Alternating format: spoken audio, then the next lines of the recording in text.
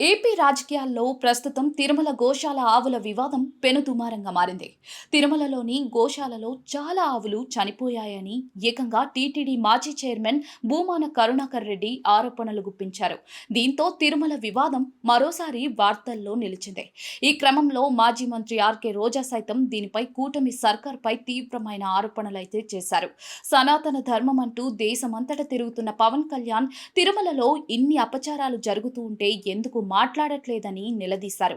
మీకు ప్యాకేజీలు పదవులు ఇస్తే మిన్నకుండా ఉంటారా అంటూ ఏకిపారేశారు.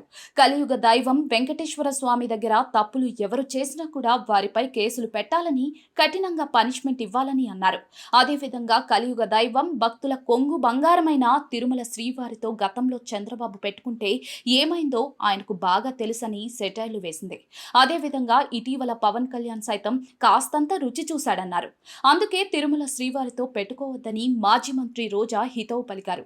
అదేవిధంగా తిరుమలలో జరుగుతున్న అపచారాలు, గోశాలలో ఆవులు చనిపోతున్న ఘటనపై సమగ్ర విచారణ జరిపించి బాధ్యులపై చర్యలు తీసుకోవాలని రోజా డిమాండ్ చేశారు.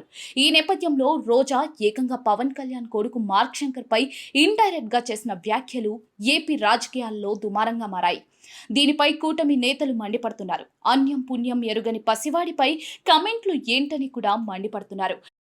మరోవైపు సోషల్ మీడియా వేదికగా జన సైనికులు రోజా వ్యాఖ్యల పట్ల శివాలెత్తిపోతున్నారు.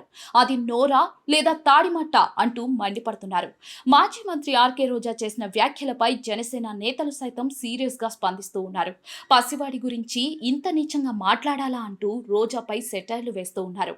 మరోవైపు సింగపూర్లో స్కూల్లో అగ్ని ప్రమాదంలో తీవ్రంగా గాయపడిన పవన్ తనయుడు మార్క్ శంకర్ ఇప్పుడిప్పుడే కోలుకుంటూ ఉన్నారు.